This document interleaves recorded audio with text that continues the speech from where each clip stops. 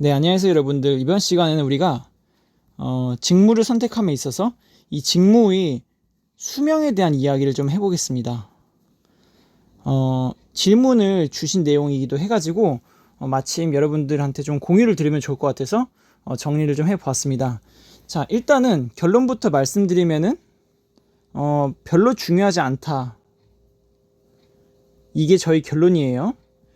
이게 어떤 관점이냐면은 인생의 관점에서는 절대로 하나도 중요한 것이 아닙니다. 자, 일단은 직무의 수명을 따질 때는 우리가 일반적으로 이런 걸 생각하죠. 뭐냐면은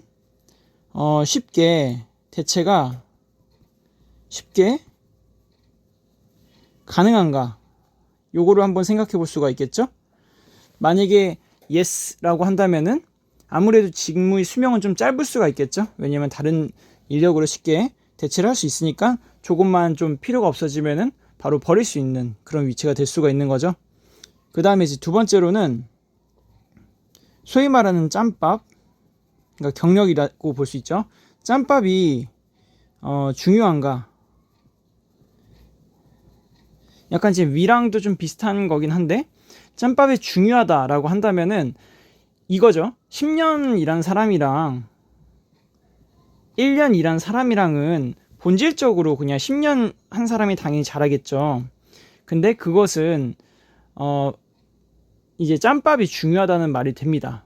그래서 이러한 직무들은 쉽게 대체를 하기가 힘들기 때문에 직무의 수명이 길어지겠죠. 그래서 직무로 한번 예를 들어볼게요. 여러분들이 질문 주신 거 지금 디지털 회로 설계 쪽으로 이야기를 드릴 건데 디지털 회로 설계가 수명이 짧다라는 말을 들었대요. 제가 근데 이거 왜 들었는지 이런 거 다 알아요. 왜냐면은 여러분들 어디 뭐 대기업이나 이런데 이제 그 회로 설계 직무를 갔을 때 상대적으로 아날로그보다는 디지털이 학사 인력이 많고 이제 그러다 보니까 여러분들이 요거를 좀 생각을 하는 거죠. 내가 학사임에도 불구하고 이렇게 붙어가지고 많은 학사생들이 할 수 있다는 것은 쉽게 대체가 가능한 것은 아닐까. 그러다 보면 직무 수명이 짧은 건 아닐까. 이런 고민에 빠지게 되는 거예요. 근데 뭐 일반적인 관점에서 이러한 관점에서 보면은 맞겠죠? 아무래도 진입 장벽이 아날로그보다는 상대적으로는 낮기 때문에 뭐 그런 부분에 대해서는 당연히 쉽게 대체가 가능하고서 직무의 수명이 좀 짧을 수는 있어요. 근데 이렇게 생각해 보는 거예요. 뭐냐면은 이런 것들이 사실 별로 중요하지가 않은 게 일단 제가 말씀드리고 싶은 게 여러분 여행사 직업 아시죠? 여행사 같은 것들은 어떤 직무냐면은 이제 그 어떤 뭐 허니문을 가는 그런 고객들이나 다양한 그런 고객들을 이런 패키징 투어를 시켜줄 때 뭐 가이드도 좀 해주고 이렇게 이제 잘 이끌어주는 그런 직업이 있어요. 근데 뭐 간단한 그런 여행적인 상식만 있다고 한다면은 누구나 다 쉽게 할 수가 있죠. 즉 진입 장벽이 낮다 보니까 박봉이에요. 솔직히 말해서 연봉 자체가 처음에는 초봉이 되게 박봉입니다. 그런데 조금만 또 좀 존버를 하면서 진짜 내가 세일즈나 그런 쪽으로 좀 두각을 나타낸다 하면은 진짜 돈 엄청 많이 벌거든요. 진짜 돈 많이 벌어요. 얼마나 많이 버느냐에 대해서는 여러분들 웬만한 대기업 받는 수준보다 더 많이 벌어요. 이거는 뭘 의미하냐면은 약간 엔지니어들은 진입 장벽을 높여가지고서 나의 몸값을 올리자라는 게 많잖아요. 진입 장벽을 높여가지고 몸값을 높이자. 이게 곧 나의 수명을 높이는 것이다 라고 생각하잖아요. 근데 요즘 세상은 약간 이런 트렌드랑은 좀 안 맞아요. 무슨 말이냐면은 진입 장벽을 높여가지고 내가 전문성을 갖춰가지고서 그걸로 직장에서 뭔가 오래 살아남겠다 라고 한다면은 여러분은 그냥 일정한 그런 급여를 받는 그런 계속 지속적인 월급쟁이에서 헤어날 수가 없어요.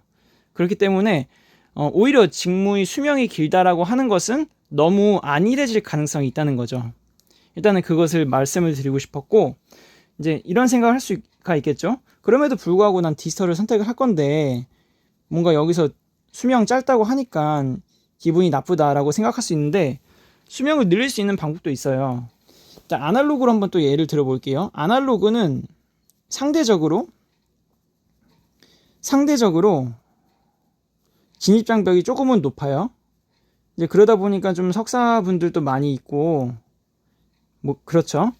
근데 생각해 보세요. 그러면 아날로그는 진입장벽이 높으니까 대체가 잘 안 되겠네? 짬밥도 중요하니까 수명이 길겠네? 라고 생각할 수 있지만, 여러분들의 실력이 형편없다고 한다면은 여러분은 그냥 잘리는 거예요. 이건 수명이랑 관계가 없죠.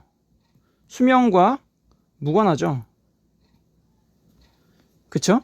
반대로 말하면은 이 디지털 같은 경우는 일단 기본적으로 디지털을 잘 해야겠죠. 디지털을 잘 하는 상태에서 플러스 여기서 내가 아날로그도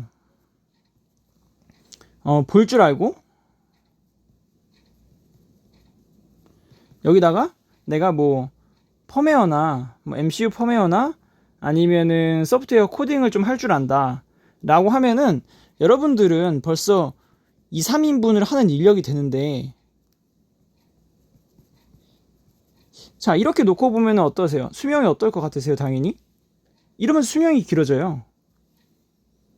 아시겠죠? 중요한 거는 직무가 아니에요. 직무는 그 직무, 단일 직무 자체는 사실 그렇게 수명이 긴 직무는 없어요. 왜냐면 여러분들 나중에는 어떻게 할 거냐면은 진급을 하다 보면은 직책을 갖게 되거든요.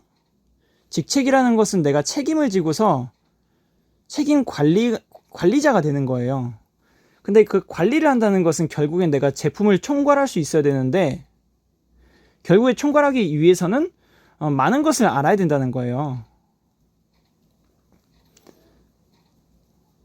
그래서 뭐 아날로그로 시작했어도 디지털은 당연히 알아야 되고, 내가 오래 살아남고 싶으면은 반대로 디지털로 시작해도 당연히 오래 살아남고 싶으면 아날로그도 해야 되고, 여러 가지 공부할 게 많아져요. 그래서 커리어 패스 자체는 그런 식으로 조절을 할 수가 있습니다.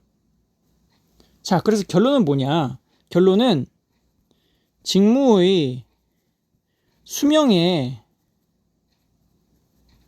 신경 쓰지 말자. 결국 넓게 보는 사람이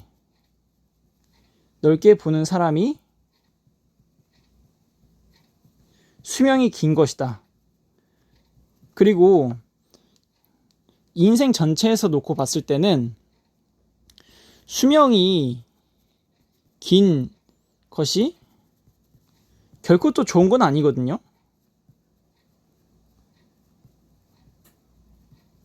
왜냐면은 아까 말씀드린 것처럼 나는 거기에 매몰돼 가지고 인생을 살아야 될 가능성이 높습니다. 내가 나중에 현타가 올 수도 있는 거예요. 내가 나중에 가보니까 실제로 내가 그게 제일 원하는 게 아니었다. 혹은 내가 이렇게까지 열심히 했는데 내가 원하는 페이를 결국에 받을 수가 없었다 라고 한다면 여러분들 나중에 현타가 오거든요. 그렇기 때문에 지금은 그런 수명을 따지지 말고 저는 좀 가급적이면은 30초까지는 30살 초반까지는 좀 이것저것 다양하게 좀 경험을 해보는 게 되게 좋을 것 같아요. 그렇게 하는 것 자체도 여러분들이 선택했을 때 나중에 내가 그럼에도 불구하고 난 직무의 수명을 길게 갖고 가고 싶다. 그러면은 여러분들이 넓게 경험했던 그런 넓게 보는 그런 경험이 여러분들이 수명을 높일 것이고, 그렇지 않다고 하더라도 수명이 아니라 여러분들만의 진짜 여러분들이 좋아하는 혹은 여러분들만의 사업을 또 진행을 할 수가 있겠죠. 그래서 뭐 디지털에 대한 직무 뭐 보편적인 인식은 학사생들이 많으니까 수명이 짧을 수가 있다 이렇게 보이지만 여러분들은 그런 거를 절대로 고민할 필요가 없습니다.